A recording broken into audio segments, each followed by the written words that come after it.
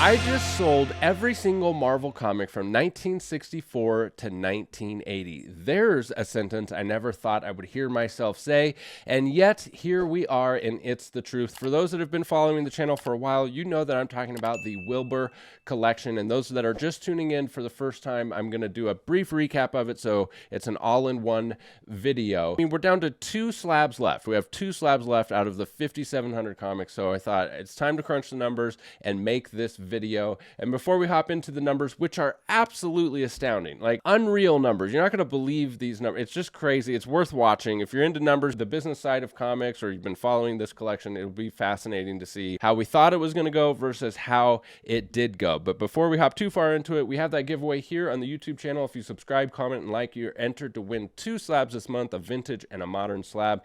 And if you head over to bricecomics.com and sign up for the newsletter, you're entered to win 2 slabs over there as well, a vintage and a modern slab.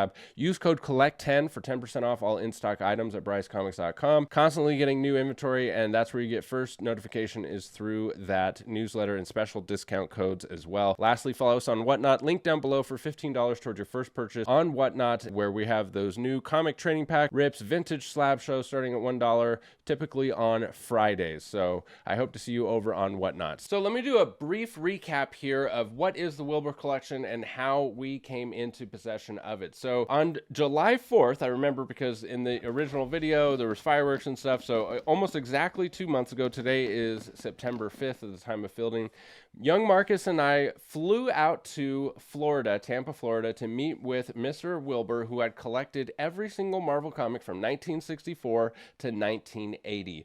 All of the key issues were graded, and most of the number ones were also graded for a total of 1,100 slabs, and the rest of the books were 4,700 raw books. That's what was comprised of those 16 years of Marvel 1964 to 1980. And the reason that he collected these was that was the year he was born up until he turned 16, and that was his strategy and idea and goal with the collecting was to have all of the comics for the first 16 years of his life from Marvel. And I think that's just a really cool, awesome little way to, you know, memorialize history and your life and your passion and your hobby, and to have that. And he achieved that. And then there were some things that came up in his life that made him decide to sell. So if you want all of the personal details, go watch the original video. I'll put a link down below to the original video where we actually go to Florida and you can meet Mr. Wilbur. It was actually a really entertaining, awesome video. Ton of fun to make, record, do. The whole thing is definitely worth checking out if you haven't already. And I also want to mention that we are always buying. Bryce Comics is always buying.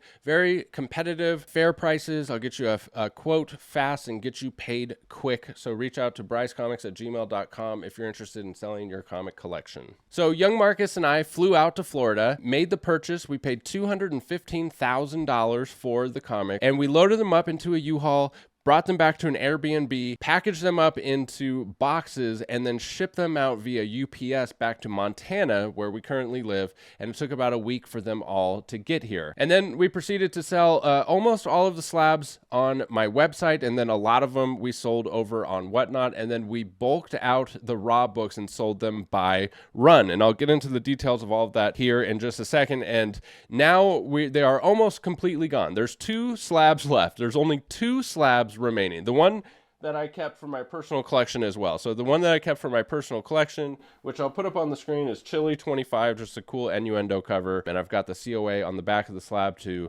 remember this collection and this whole experience. And then there's 2 just stragglers on the website that, you know, I didn't want to absolutely dump, and there's no reason to, you know, so I'm just going to have them, and it's just going to take a little bit longer to sell. And then we do have some original art and like some hardcovers and stuff that we actually just listed some new stuff, the hardcovers, but it's very minimal. So pretty much everything is gone. There's just a few stragglers, non-actual comic book items. And by the way, if you use code Wilbur25, I'm just going to keep that code active. So anything from the Wilbur Collection, you can get 25% off at bricecomics.com if you use code Wilbur25. So let's take a look at the numbers. We're going to go over the estimate of what we thought we could sell stuff for, and then we'll compare it to the actual. So the estimate, this is how we came up with our estimate of what we thought we could pay for this collection. And so we thought thought these were our steps. This is what we needed to do. We needed to come up with a total for the value of his slabs. So he had them valued at $273,589. And then we priced a big chunk of them and found that he was super close, like very, very close. After looking up about 50 of his slabs, we found that he was 7 to 10% above what we could actually sell the books for. So then we calculated what we could sell the actual slabs for, and we thought we could sell them between $254,000 and $246,000. So we said, so about $250,000. We thought we could sell the books for about $250,000. I think I failed to factor into that discount codes and the stuff that's a little harder to move that we'd have to heavily discount. But like this was like $250 was like a really good price for all the books. Then we said, well, we're going to have to get a total value for what he valued the raw books at, and he had $78,858. This came from Overstreet Price Guide, which is a little high. And this is where I was just off on this part of it. I thought, man, there's no way I'm going to get anywhere near $78,000 for these raw books. It's 4,700 books. I would have to list them all individually, wait for, could be years to actually get full value for some of these run filler books. Super conservative. If I had to just bulk them all out, I could get about 20% of Overstreet. And I was off on that. We got well over 20% of the Overstreet price. But the conservative number is, I thought, okay, I can get 15,771 comfortably for the raw books. And then he had some original art, other items, books and mags. And I just gave him full value for this to come up with my estimate because I wanted to close the deal, and I didn't really know. This wasn't like deal breaker numbers, but it turns out we got about half of what he had as the value for these other items because they're just a little bit more niche and a little bit harder to sell. So the total number what we can actually sell the books for was $279,431. And so we thought, okay, 60% of $279 is $219,000. And I came up with the offer. I said, okay, we should consider up to 210. Well, we finally ended up actually offering 215. So 5,000 over what my max was for this because I thought, there's a little bit of wiggle room here. I don't have to get rich off of this. I really want this thing. And so we ended up sealing the deal and making the offer for $215,000. And that's what we got him for. So let's look at the actual sales. And so I've been keeping track of the sales I started a month after and started to get the numbers and keeping track of it. And then just today, ran the numbers one last time after it's all gone, except for, those couple items that we talked about. We ended up selling the raw books for $37,624. On Whatnot, we had a net sales, like after fees and everything on Whatnot. Our total sales over on Whatnot were $47,000. And then I did some trades. I traded about $13,870 worth of value, so I put that in there as well. And then the slabs we sold for $175,488 on the website, but most of this Whatnot stuff was slabs as well. So the total slab sales on the website and Whatnot was $222,488. All right, so let's compare the actual to what we thought. So we thought we could sell the slabs for about $250,000, but we actually sold them for about $222,000. So I was about 10% off. 10% of $250,000 is $25,000.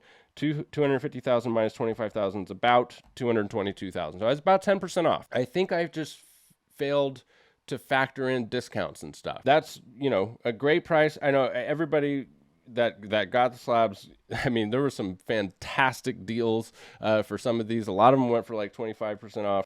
Everybody I think got some really fair prices because 250,000 would have been really, really fair. Like that was conservative, and we actually sold them for 222. And so I thought we would get about 15,000 for the raw books. We actually got about 37,000 for the raw books. So this is where it's just serendipitous and crazy. So that's about the exact difference. So we got about 25,000 less for the slabs, and we got about 25,000 more for the raw books. I mean, roughly, very close there. So I undervalued the raw books and I overvalued the slabs, and it was almost a complete wash. So here's the actual breakdown. The actual total sales on all platforms, $273,982. The cost of the actual books was $215,000 that we paid Mr. Wilbur. The cost of travel and shipping was $12,000. It took us $12,000 to fly down to Florida, all the expenses involved, and to ship them back. That was a little higher than I thought. 4% fees was $9,080. So the Whatnot, I did net fees for the Whatnot, but my website charges about 2.9% of every transaction, just a processing fee. And then I also offer payment plans on there through an app on Shopify, which charges me like 6% of the sale price. So if you buy something with a payment plan, like I have to pay a 6% processing fee on top of whatever discount you're getting. So it comes out to about 4%. 4% is like the average, fee for selling something on my website. If I sell it for $100, I actually get $96. So the net profit was $37,902, but we still have some remaining items, about $4,750. I think we can actually sell the remaining items for, and then there's the cost of labor here. So I want to talk about this crazy number that just has me scratching my head. So this was the number that I said, this is what I think we could actually sell the books for, $279,000. Well, if you take what we actually currently sold and you add the remaining items here, which is conservative, that we actually probably will get this, you get $278,732. So I thought my estimate was we can actually sell them for $279. We were off by $699. That is absolutely insane. That's insane that I was able to take this list that he gave me, his spreadsheet, and estimate within $699 the actual amount that I would sell these books for. I am like, first of all, this is very comforting to know that I'm actually, pretty darn good and realistic about, because you have FMV, you have what people say, oh, the book is worth this, or it's listed for this, or recent sales are this. All of that is fine, right? But then you have the actual number that you actually end up selling them for. And that's the number that matters the most. When you're making deals, you can use FMV and stuff like that to negotiate deals, but you need to know as a seller, what are you going to actually sell them for? And here we are 4 years into doing this, and we are getting pretty darn close. A lot of this was serendipitous because of how far I was off on the raws and off on the slabs. But nonetheless, it was so freaking close. It's nice to know that. Now, I want to talk about labor. So this is an interesting part for me because this net profit of $37,902 does not factor in labor. And it's interesting because, we would have worked anyways. Like, we didn't have additional labor. There's like a little bit of additional labor. I hired somebody, I paid them about $1,000 total to do a bunch of the listing. There were some days where we had overtime, where we did more overtime than normal. But by and large, I have 2 employees and we would have worked anyways for those 2 months. So like, I didn't have an increase in labor. We were just a whole heck of a lot busier for those 2 months. Now, here's the thing about labor. Like, when you see net profit of $37,902 at the end of the year, when I take all of the net profit from everything sold, including this collection, then you deduct your labor, and then you have a real number of like what you actually netted as profit. But it's very difficult to factor labor into one deal because there's so much else going on. So it's really only something that we can do at the end of the year. And so yes, $37,000 will come down significantly for labor, probably like $10,000. So probably like $27,000 total net profit for this, because my labor at the end of the year for 2 employees is about $65,000 to $70,000 that I pay just in wages, and after you pay the government the absurd amount of money that they require. So I wanted to do a quick little 1-minute visual representation of what it looks like to sell every Marvel comic from 1964 to 1980 to the tune of 5,700 books, because it's all fine and dandy to say I paid this much and we sold it for this much, but just check out this little visual representation. So once we get to Florida, rent a U-Haul, drive, load up in the Florida heat, all 5,700 comics into the back of U-Haul, drive back to the Airbnb, unload the U-Haul, package every single one of those boxes into cardboard boxes to be shipped, and load those back into the U-Haul, twice for 2 trips to UPS and then fly back to Montana. That whole process right there, I mean, we were recovering for like a week for all the physical labor and 12-hour days of packaging stuff. Then we unpackage everything once it's delivered to us here in Montana and proceed to sell it over the next 2 months to the tune of 1,371 packages shipped, some of which being entire totes full of comics, where our front porch looked like this on probably 15 different occasions. So I just wanted to provide that little visual representation so it didn't just seem like this easy little buy it for this much, sell it for this much. We've been working for it for the past 2 months. So now I want to wrap it up with just thoughts about the whole thing and feeling. I want to start with feelings. How do I feel? Well, first of all, the biggest feeling I would say that I have, the overwhelming feeling, is relief. When you fork out a huge chunk of money, like $215,000, and it was over 2 months, I mean, there was the solid month there, especially the first week when those books were in transit. When I cut that check for $215,000 and I dropped those packages off at UPS and I paid $12,000 to get there and do all that. It's like, not only did you pay the $215,000, but you paid $12,000 in addition to that. And then your investment is just out there. It's in the hands of UPS of all people, which is not comforting. That first week was absolutely nerve-wracking. I mean, I had to just do mental gymnastics to calm myself down and go, like, the biggest thing is like, hey, it's out of your hands. There's literally nothing you can do. And sure, you can say that. You can say, like, as a friend, you know, I had friends say, like, hey, what are you stressed about? There's nothing you could do about it. It's like, dude, you try not being stressed about it. Like, you're right. You're 100% right. It's out of my hands. There's nothing I can do. Those books are in the wind, but very difficult to turn off that autonomic response of stress in your body when you have that much out of your control. The books all showed up with virtually zero damages. There was one package that was lost in transit for 2 weeks,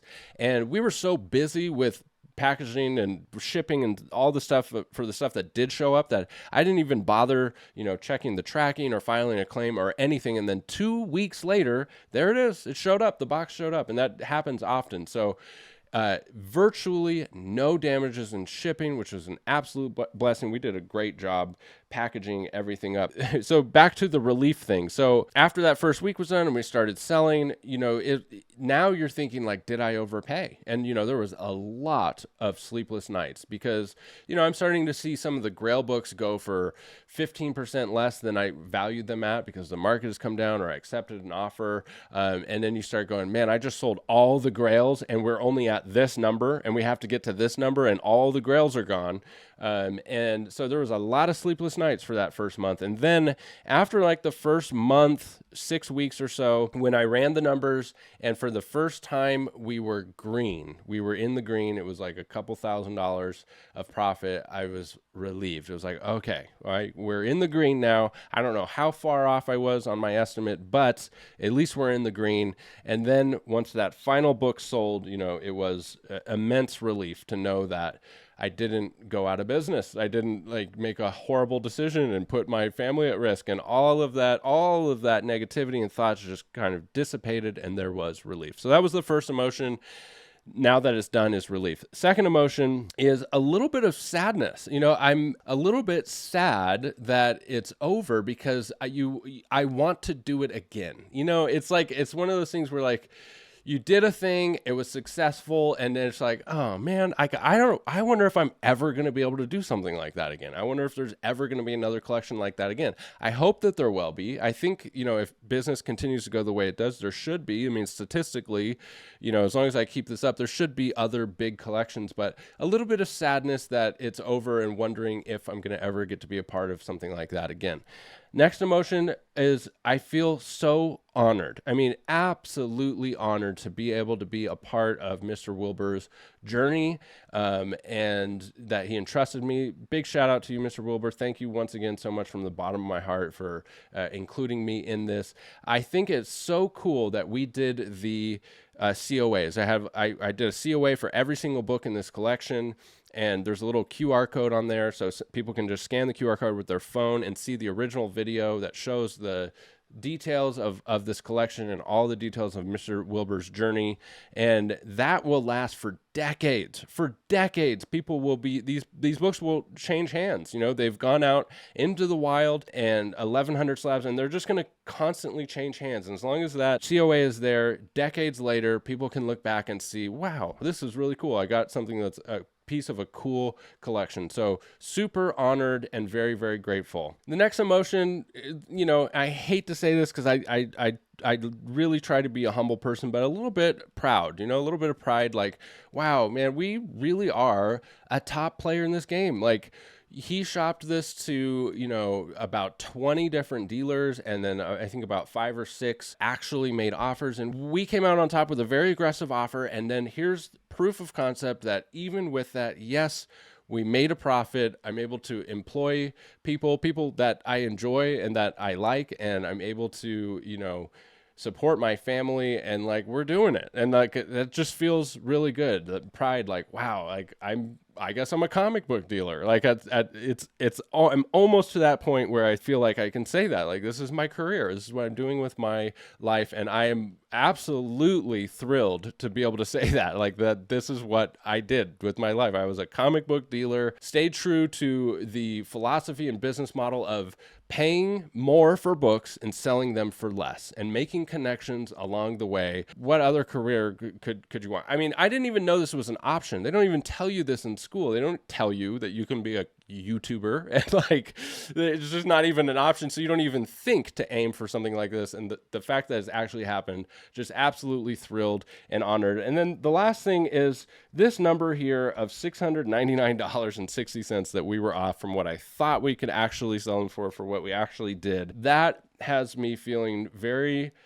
confident, you know, with cautiously optimistic here. I never want to be, you know, super proud or boastful or anything, but at least confident that, like, yes, when I make offers, you know, and I tell people, like, this is what I could actually sell them for, you know, I have a lot of more confidence now looking at these actual numbers. I mean, I've known for years, because of looking at my numbers and knowing what I actually sell, I can see a collection and say, yes, this, sure, FMV is X, Y, or Z, but what I'm actually going to sell them for is this. Another emotion, and it's probably not in order here, is gratitude. An immense amount of gratitude to you guys, my customers, subscribers, all the different platforms. I cannot thank you enough for coming along with me on this journey, for being interested in buying great comics at great prices. Thank you, thank you, thank you. Literally and obviously, without you, this doesn't happen, and I'm glad that we get to do it together, and I'm immensely grateful to all of you. If you stuck with me this far into the video, you're at day one, a true believer. I can't thank you enough. Don't forget those giveaways. You know about the giveaways at this point. Follow us on Whatnot, where we can hang out and chit chat live. Be a lot of fun, and thank you so much. We'll see you in the next video. Bye.